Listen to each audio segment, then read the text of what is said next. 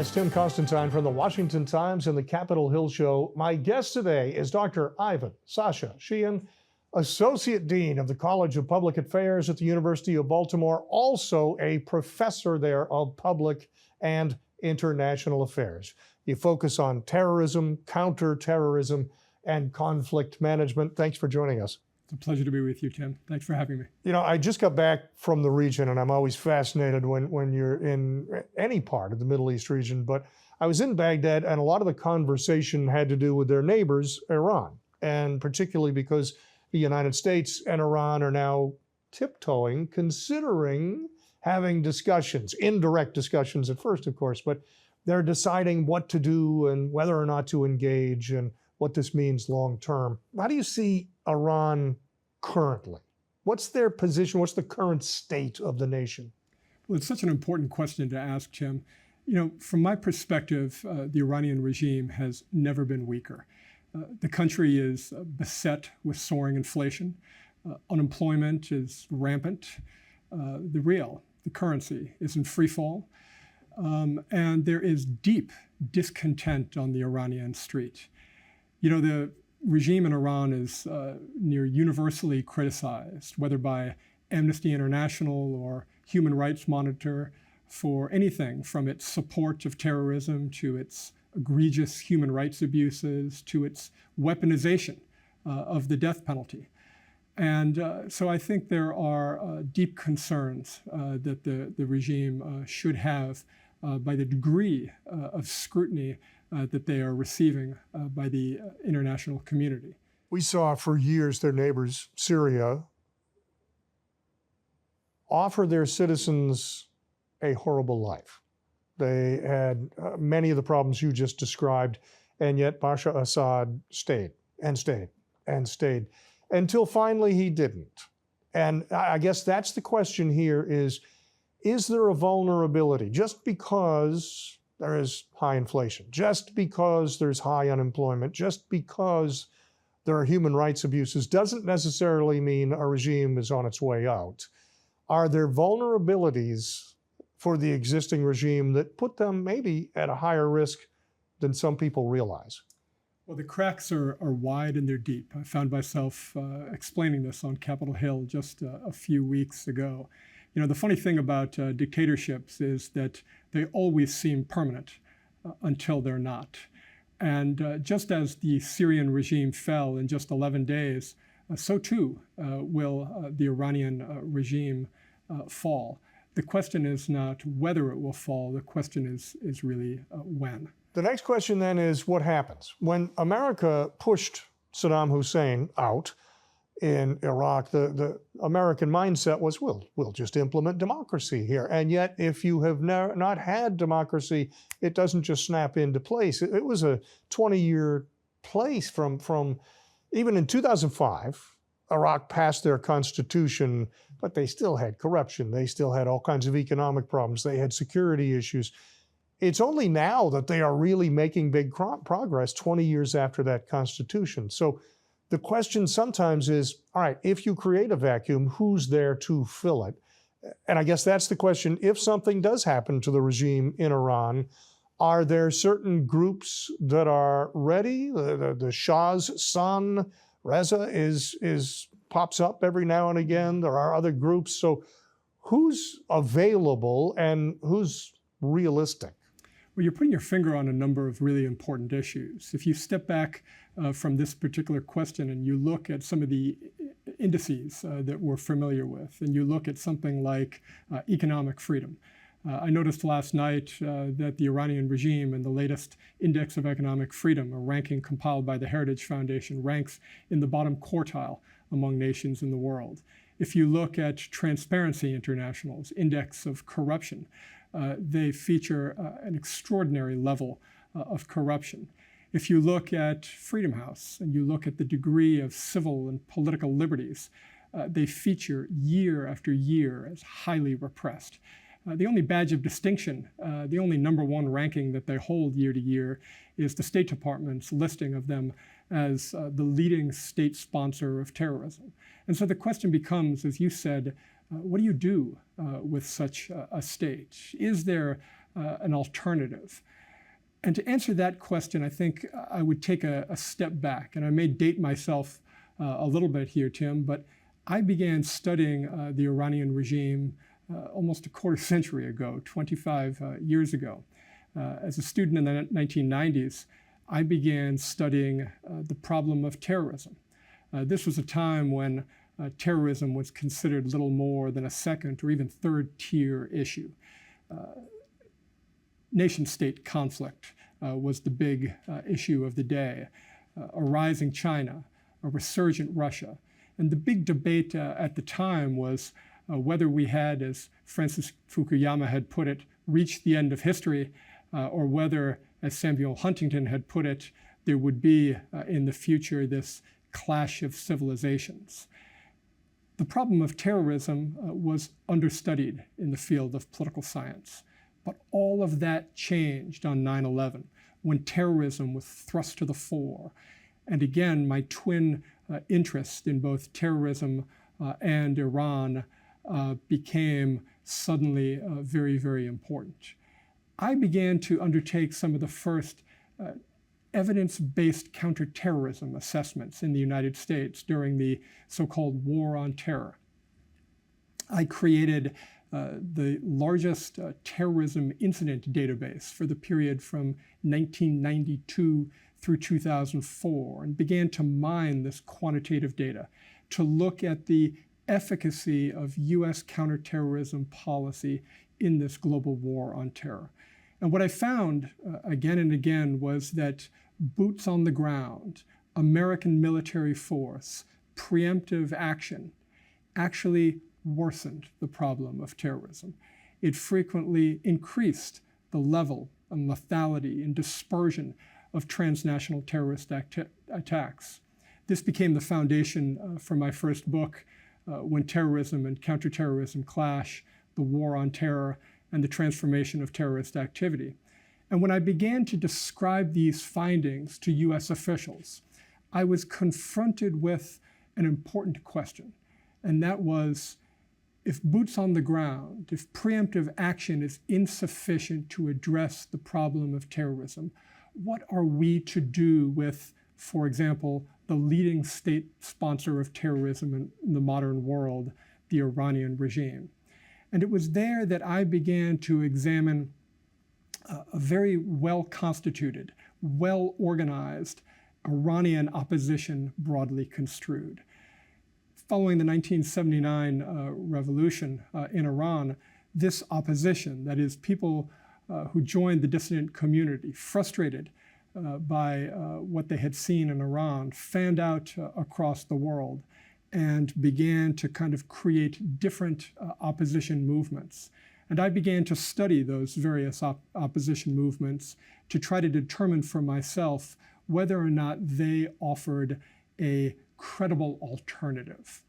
And so what I found over time was that if you really want to understand contemporary Iranian affairs, you really want to understand the frustration, the discontent on the Iranian street, you really have to understand the alternative that they've been offered.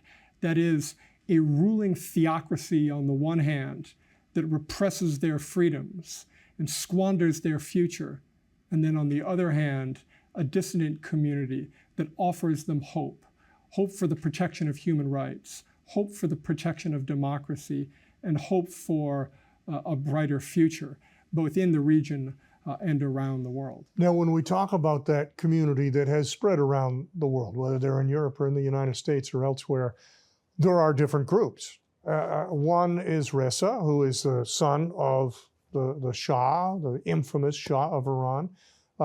Is he a viable alternative to the current regime? If this regime falls, does it make any sense that he becomes the new leader of Iran?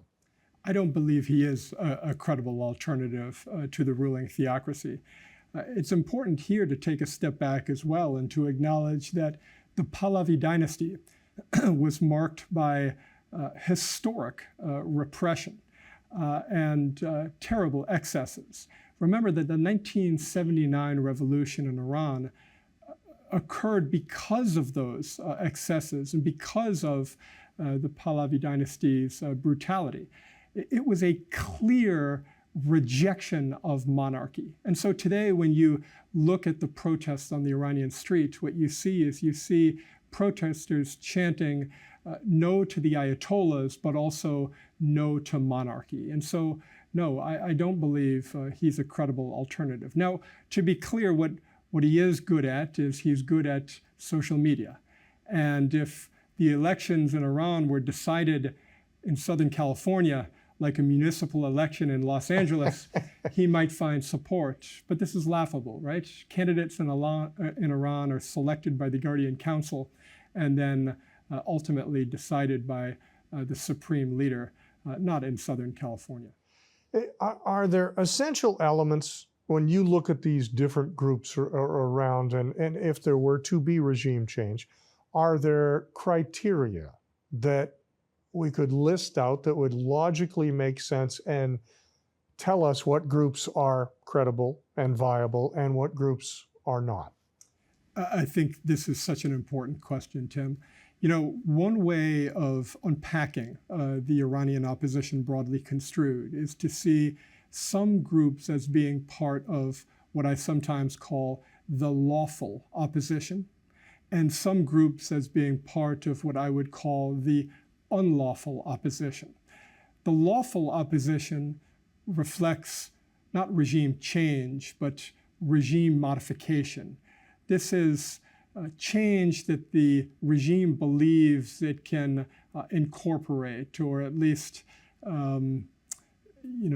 not get thrown out. But those who are in that unlawful camp, they really reflect very profound, significant change with the ruling elites in Iran. From my perspective, yes, there are attributes that any Iranian opposition organization should have. First among them, they need to have an organization, right? It can't just be a small group of frustrated individuals. They need to have a clear organization with a hierarchy and ideally a command and control structure. Number two, they need to have a platform. Ideally, it's a platform that has been consistent over time. That is, they didn't just pull it out of the sky yesterday. And number three, they need to have both domestic and international support. A lot of these things are driven by competent leadership at the top of the organization. There's a group called the MEK that has a long history there in Iran, going back into the Shah's era. Do they meet those criteria? They fall under the umbrella of the NCRI. Do they meet that criteria when you talk about they have an organized group, they have a history, they have a specific plan for how they'd like to achieve things? Do they fall into that viability index? They absolutely do. I've had the honor of studying the MEK and the NCRI for, almost 2 decades now. And what's interesting from my perspective as a scholar, somebody who requires facts and evidence in order to make decisions, is that they've given me access, unfettered access, to their rank and file and to their leadership. They've opened their books, and I've met with their leadership in Washington and in Paris, France, and in Tirana, Albania. I've seen what they're all about.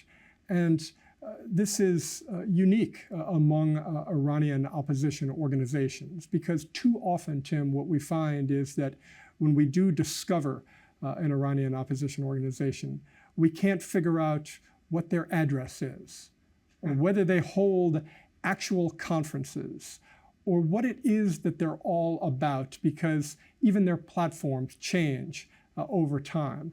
And with the MEK and the NCRI, what we've got an organization that has been behind a 10-point plan since around 2006.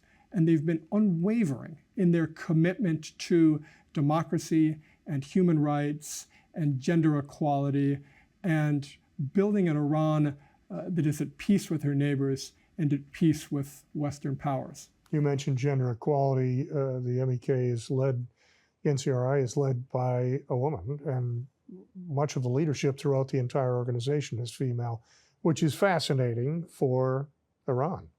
It is fascinating, and I think this helps to speak to why they receive so much attention from the regime.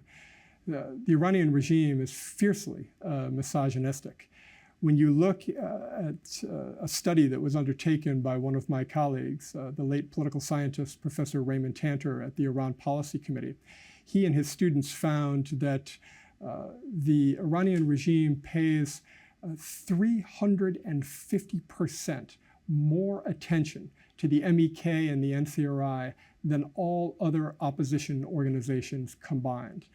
In no small part, Tim, is this driven by the fact that the NCRI is led by a woman, Madam Mariam Rajavi, and she stands as a real alternative to the male misogynistic regime in Iran. The regime is very critical of her group, but the Shah's son is very critical as well. He says, of course, that he's not aligned with the current regime, and yet much of the criticism he has of the MEK is straight out of the regime playbook. So are they just taking that because it's convenient? Is there any alignment there? What should we learn from that? Well, that's important, and I think we need to understand a bit more why it is that he's saying what he is saying. You know, Tim, I had the pleasure back in 2011, 2012, to be introduced to a senior U.S. statesman, Ambassador Lincoln Bloomfield. And he had prepared a manuscript that amounted to a history of the MEK. It was an incredibly sophisticated kind of manuscript at the time, and I provided some feedback on it. And he ultimately asked me to prepare the foreword for that book. But what was so interesting was that after publication in 2012, we began to meet with senior U.S. officials. And I recall one particular meeting that we had at a prominent think tank in Washington, where we had a sit down with some of the senior analysts and senior fellows at the think tank. And there was one senior former U.S. official in attendance. And I'll try not to say too much so that he doesn't become identifiable. But what we encountered in that particular discussion was emotional and value-laden and subjective. And it seemed to be, as you were just suggesting, the regime's talking points. I walked away a bit unsettled from that discussion, thinking either this senior U.S. official is compromised and on the take, or he is the victim of an influence operation and doesn't understand what it is that he doesn't understand. But when we hear talking points that sound as if they were prepared themselves by the Ministry of Intelligence and Security in Iran, they likely were. And it's important that we ask whether these individuals that are saying these things are in fact puppets of the regime, or whether or not they're providing their own objective assessments. I read your book, The Ayatollah's Hidden Hand, and as you finish, you come to some conclusions. You boil it down. There's some great information in there, and anybody that's interested in the region should read it. But I guess my question is, the Iranian people who are still living there on the ground, do they want change? And if we think the answer is yes, what evidence is there of that? Well, I just met recently with a former student of mine who had just returned from Iran, having served under non-official cover inside Iran. And one of the things he told me was that he couldn't get in or out of a taxi cab in Tehran without hearing a deep frustration with the ruling elite, the mullahs in Iran. We know as well as academics in the United States that we encounter every year waves of students that are seeking to leave Iran to study in the United States or study in Europe because they feel like they have no future inside the country. And we know as well, Tim, that there are generations of women who feel as if their futures have been squandered and they've been subjugated. So do the people of Iran want change? They absolutely do.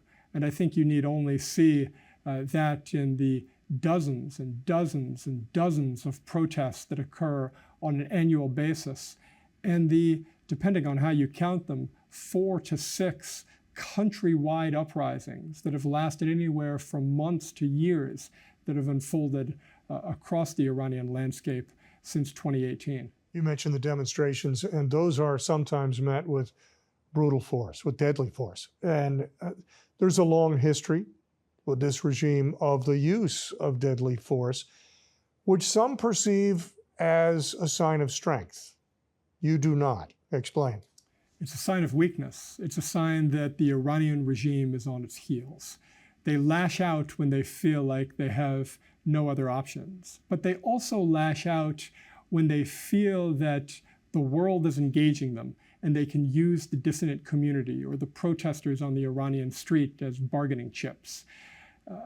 That's where it's so important, Tim, that we convince both US officials but also parliamentarians around the world that there is an alternative and that they need not engage with a regime that is engaging in this degree of hostility towards its own people.